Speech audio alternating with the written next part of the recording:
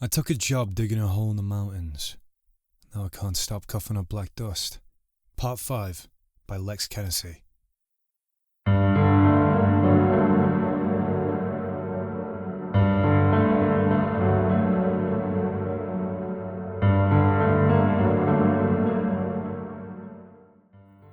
Plato was different in the morning.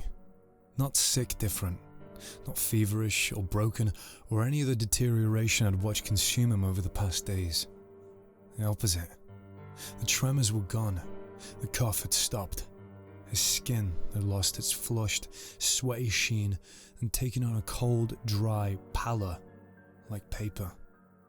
When he moved, it was with precise economical efficiency, no wasted motion. No human hesitation. He dressed without speaking, packed his notebook, walked past me like I was furniture. "Plato," I tried. "You good?" He paused at the tent flap, looked at me with those dilated pupils. "The signal's very clear this morning." And then he was gone. I found him 10 minutes later, standing in front of Coke, speaking in that flat radio signal voice. The southeast wall, 7 feet down. There's a concentration. Coke didn't question him, didn't ask how he knew. Just nodded once and started directing the crew to that section. I grabbed Plato's arm. His skin was cold. "Man, what are you doing? How'd you know what's down there?" He looked through me. Not at me. Through me. Like I was glass. Like I was already a memory. "I understand the manifest now," he said to the air, to the mountain, to something I couldn't perceive. "It's not noise, it's inventory, a shipping list. I can hear what needs to be retrieved. You're not making sense. I'm making perfect sense. You're just operating on outdated protocols." He pulled his arm free and walked to the hole's edge, standing there like a piece of the mountain itself. I dug where he pointed. 2 hours later, they'd uncovered 3 perfect core samples. Those dark, glowing stones Joseph craved, and a cluster of metallic artifacts, more than we'd found in 3 days of random excavation. The crew was electrified. Even Coke's professional mask cracked slightly, the corners of his mouth twitching in what might have been satisfaction. Joseph arrived within the hour. He examined the hole with hands that actually trembled, made 3 separate satellite calls, and started handing out bonuses with an almost manic efficiency. The numbers kept climbing. 200, 500, 1,000 for the guy who'd been topside when Plato gave the location. Plato received nothing. He didn't seem to notice. He just stood at the hole's edge, staring down, occasionally making notes in his book with that inhuman speed. Jim watched all this from the shadows of his tent. When Plato's back was turned, he caught my eye and spat into the dirt. The message was clear. "Boy just signed his own pink slip. They own him now." Evening came. The crew was celebrating, counting money, making plans. I expected Plato to come back to our tent. We'd share a look, he'd snap out of it, and then we leave. He didn't come back. I found him dragging his bedroll to the lip of the hole, arranging it on the bare rock, maybe 3 feet from the edge. "What are you doing?" "The signal's clearer here." He didn't look up. "Interference is minimal. I can process the data more efficiently." "Process the data? Plato, you're not a fucking radio." He finally looked at me. His face was blank, serene. The face of someone who'd found religion or lost their mind, and I couldn't tell which was worse. "I'm more useful here. You should go back to the tent." Felt like getting dumped and fired and evicted all at once. Dude just ghosted. Moved this shit to the hole like it had better Wi-Fi. He'd moved out, divorced me, chosen the whole of everything we'd been through together. I wanted to scream at him, shake him, drag him away. Instead, I just stood there, feeling that profound, gut-wrenching abandonment settle into my bones. Jim appeared at my elbow. "Come on, kid. Nothing you can do for him now. He's sick. He's not thinking straight. He's thinking straighter than he ever has. That's the problem. The word gets in and it don't go out. He's not yours anymore. He's theirs. I went back to my tent alone, lay in my sleeping bag, staring at Plato's empty one. The generator hummed. A hole breathed. Somewhere outside, Plato was probably taking notes on the rhythm of that breathing, cataloguing it, processing it into useful data. The tent flap opened, and Carly slipped inside, moving with that practiced efficiency. But her energy was different tonight, not clinical. Buzzing with something electric and hungry. He's magnificent, she said, voice low and intense. She didn't sit, just stood there, looking at me with eyes that gleamed in the dim light. Your friend, he's transcendent. He's not just a worker anymore. He's essential. He's sick. He's evolved. She moved closer. I could smell her.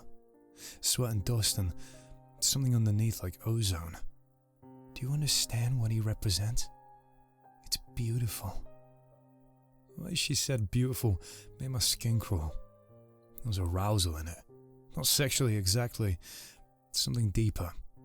She was turned on by his transformation, by the power he now represented, by his complete subsumption into the system. You're fucking insane, all of you. Am I? She knelt beside my sleeping bag. Or am I the only one being honest about what's happening here? He found his purpose, his significance. He matters now in a way he never did, hauling garbage or sleeping in motels or whatever dead-end shit he was doing before. Her hand touched my arm. I should have pulled away. Should have told her to get out. But I was so tired. So isolated. So fucking alone. You could be essential too, she said softly. You're connected to him. That's a form of power. They notice that. Joseph notices. You have proximity to something valuable. I don't want to be valuable to Joseph. Everyone matters, Thomas. Everyone wants to be seen, to be necessary. You think you're different? You think your poverty is more noble than everyone else's? She was closer now. I could feel a breath on my face. This wasn't seduction, not really. It was recruitment. An offer of significance through proximity. A reflected glow.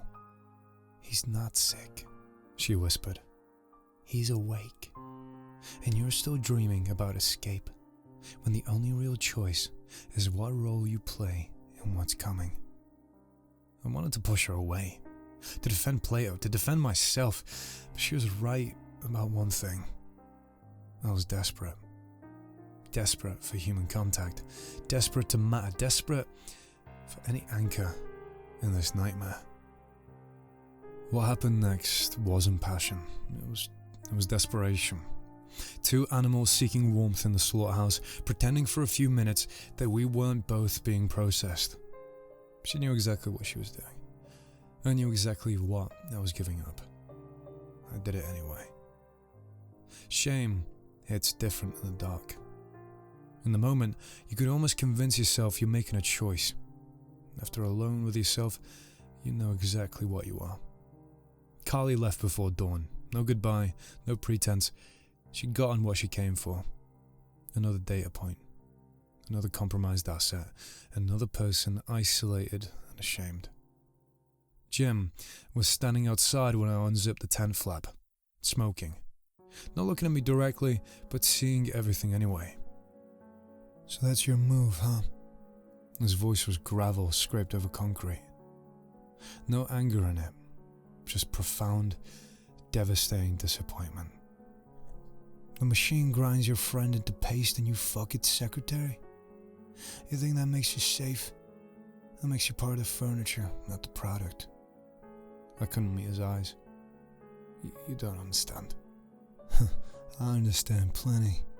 I understand you just traded whatever claim you had to moral high ground for 10 minutes of feeling less alone. I understand you're scared and broke and desperate. We all are. Difference is, some of us remember which side we're on. He took a long drag, blew smoke into the pre-dawn grey. Sal's gone. Wasn't in his tent all night. The shame curdled instantly into ice-cold terror. What? Gone. Noticed around 2 a.m. when I got up to piss. Tent's empty. Boots are gone. He flicked the cigarette into the dirt. You were busy, so I figured I'd let you know when you came up for air. Coke's whistle cut through the camp. 6 a.m. Assembly time. The crew gathered, bleary and hungover. Coke stood with his clipboard, counting heads, expression flat. One absent. Sal. Check the perimeter. 5-minute search radius, then begin shift. Not concerned, not worried. Procedural. Like checking inventory and knowing a missing unit. We spread out, calling Sal's name, moving through the woods in expanding circles. Found nothing. No tracks, no signs. It had simply evaporated. When we returned to the clearing, Plato was standing at the hole's edge. He'd been there the whole time, hadn't joined the search.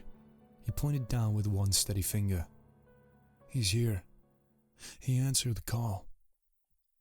We hauled up the cable. It was weighted. Heavy. Wrong. 20 feet down in a narrow shaft that hadn't existed yesterday, we found Sal. He was dead. Not fallen, not placed. He dug himself in there. His hands were shredded to bone, fingernails torn off, surrounded by a perfect circle of those dark stones, like he'd been arranging them, cataloguing them, processing them until his heart gave out. His face was serene, almost peaceful. The face of someone who'd found what they were looking for. The crew went silent, not shocked, broken. That silence when everyone's too fucked up to even swear. When horror becomes just another Tuesday. Coke knelt at the edge, examining the new shaft, the stone arrangement. He checked his watch, made a note in his log. Efficient, autonomous excavation. Note the precision of the circle. Approximately 7 hours of work at accelerated pace. Cause of death, cardiac arrest induced by extreme exertion. Log entry complete. He was analysing the work product. Sal's death was interesting primarily for the data it provided about unmonitored excavation efficiency. Something inside me snapped. You knew! I screamed at Plato. You fucking knew! You heard him go down! You let him! Plato turned those empty eyes on me. When he spoke, his voice had all the warmth of a diagnostic readout. The system identified inefficiencies and executed corrective measures. His extraction protocols were non-optimal, had to disrupt a legacy system. A pause. You cling to sentiment. You cling to her. Flick of his gaze toward Carly, who watched from beside Joseph with that neutral mask. Your operational efficiency is compromised, man. You're generating interference in the data stream. Legacy protocols. Noise. Just noise.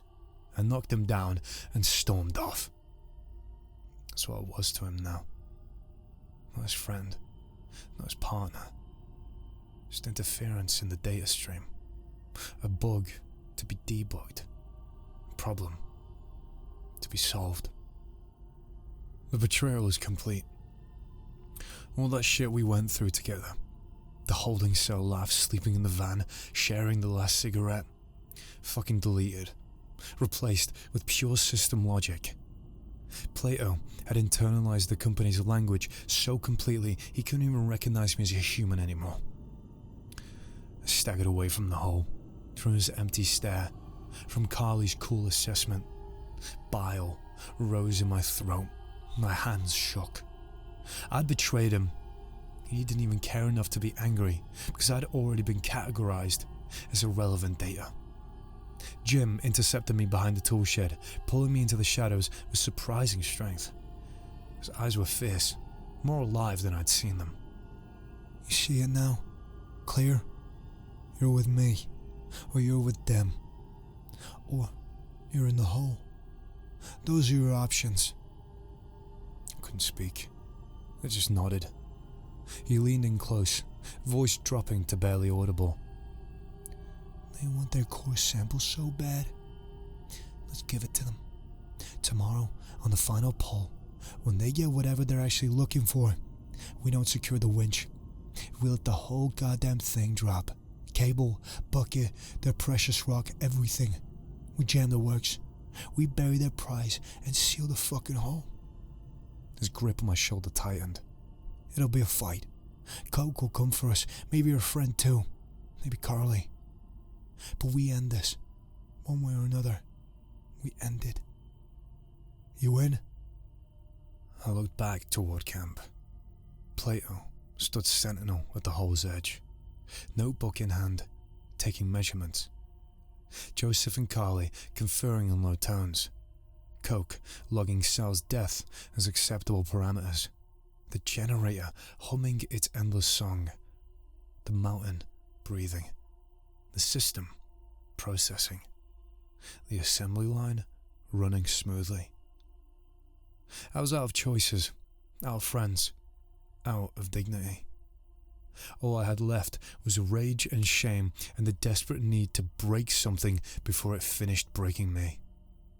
I met Jim's eyes. I'm in.